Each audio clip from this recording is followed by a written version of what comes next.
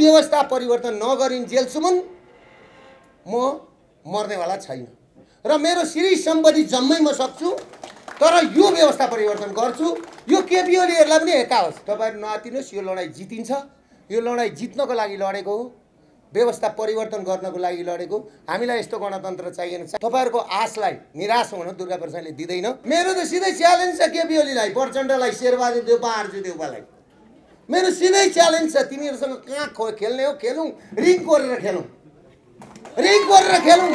नेपाली जनता, नेपाली नागरिकको लागि। अहिले केपी ओलीलाई यस्तो काल भएको छ नि, त्यो बोलेको बोल्नै हुँदैन, बोलिसक्दा आउँदो रहेछ क्या फेसबुकमा कि अहिले निचरिएको अनुहार जस्तो बनाएर गलेको गाँड जस्तो भएर हिँडेछ केपी ओली। केपी ओली गलेको गाँड जस्तो भएर हिँडेछ। उत्पात नि हो, उत्पात तेरीमा टोक्ने जम्मै कुरा सकेर।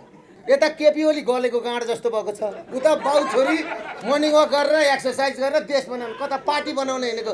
पार्टी भए पो बनाउनु, पार्टी सबै सिद्ध्या। जहाँ गयो दुर्गाप्रसाद भन्छन्। राति सुत्ने बेलामा यहाँ मणिरामजीकै कार्यकर्ता पनि राति चाहिँ मेरो फोटो युट्युबमा मेरो हेर्दा रहेछन् होइन। तपाईहरुसँग आज एउटा कसम के खान्छन्, दुर्गा माताको कसम खाएर भन्छु, तपाईहरुलाई म धोका दिन्न।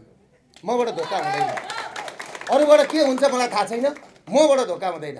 मैले सकिनँ भने तपाईहरुको अगाडि आएर मैले सकिनँ भन्छु। मैले कसैको केही लिएको छैन, मैले भोट लिएको छैन, केही लिएको छैन। टेकुमा सुखराज शास्त्रीहरुलाई झुनियाको खडीको बोर्ड छ। त्यो बोर्डमा 1000 पल्ट झुनिन तयार छ दुर्गाप्रसाद। म केपी ओलीलाई भन्छु 1000 पल्ट झुनिन तयार छ, तर तिमीहरुले कि मलाई झुन्याऊ कि तिमीहरु आफू तयारी हालतमा बस त्यहाँ झुनिनलाई। त्यहाँ झुनिनलाई नेपाली नागरिकले बंगलादेशको जस्तो भाग्न दिनेवाला छैनन्, किनभने इन्डियाले तिमीहरुलाई रेस्क्यु गर्नेवाला छैन। उहाँको पनि उद्देश्य तपाईहरुको ऋण मिना गराउने हो, तपाईहरुको अनुहारमा खुसी ल्याउने हो। मेरो पनि उद्देश्य त्यही हो भने हामी किन लडाईँ गर्ने? तपाईहरुको सबै कुरा व्यवस्था परिवर्तन गरौँ। व्यवस्था परिवर्तन गरेपछि तपाईहरुको ऋण मिना गर्ने। अब लगभग अन्त्य स्थिति छ। तपाईहरुले सुख र शान्तिका सास फेर्न पाउनुहुन्छ। यो व्यवस्था परिवर्तन गरौँ, त्यो ठाउँमा हामीलाई पुर्याउने, हामीलाई सहयोग गर्ने काम गर्नुहोस्। तपाईहरुका सपना पूरा गर्ने काम दुर्गाप्रसाद मणिराम गेवालीहरुले गर्छन्। त्यसमा तपाईहरुले साथ दिनुपर्छ। बिचमा कोही पनि भड्केर कहीँ पनि नजाउँ। जहाँ सर्वहारा वर्ग, भुइँ मान्छे, उत्पीडन वर्ग, जहाँ महिलाहरूको साथ हुन्छ, त्यो लडाईँ जहिले पनि जितेको छ। किनभने भगवान विष्णुले पनि राक्षसहरूसँग नसक्दाखेरि दुर्गा चण्डीको रूपमा दुर्गा माता दुर्गाहरूलाई पठाएको थियो, आमाहरूलाई पठाएको थियो र लडाएर राक्षसहरूको वध गराएर तपाईको लडाईँ जितेका थियो त्यतिखेर भगवानहरूका पालामा। आज त्यो दुर्गाको रूप, चण्डीको रूप, कालीको रूप, उग्र चण्डीको रूपमा तपाईहरु हुनुहुन्छ। तपाईहरु अघि बढ्नुहोस्।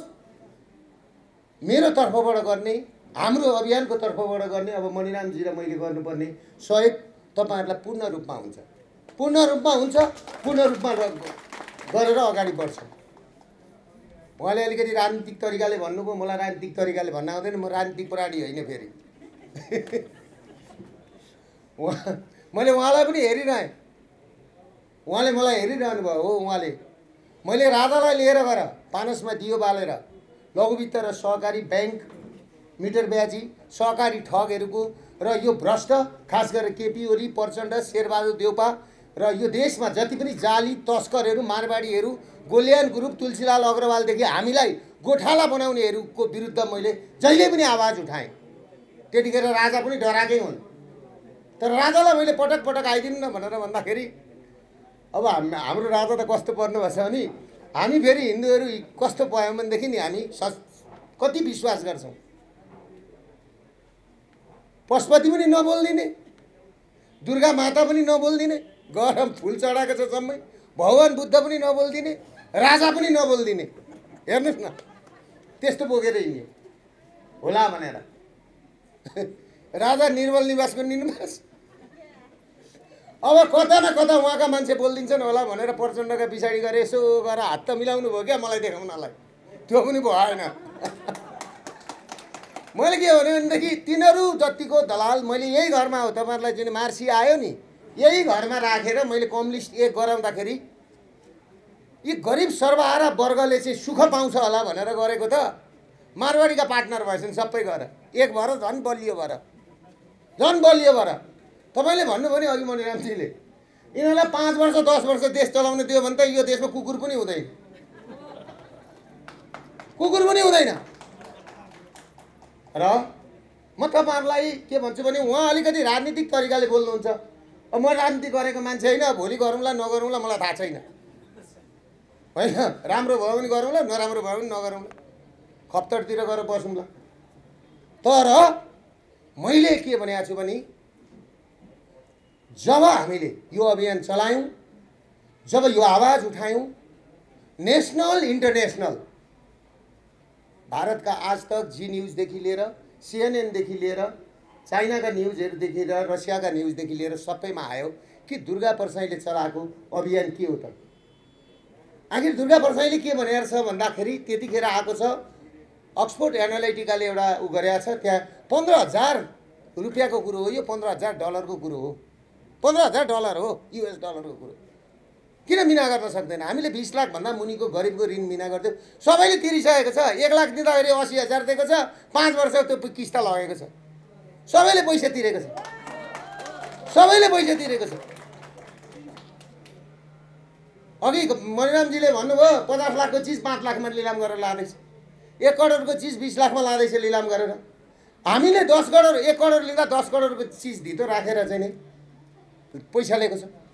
अब अहिले इन्भेस्टमेन्ट कम्पनी खडा गरेर त्यो पनि लाने भन्दैछ मारवाडीहरूले। त्यसले गर्दाखेरि म के भन्न चाहन्छु भने यो देशका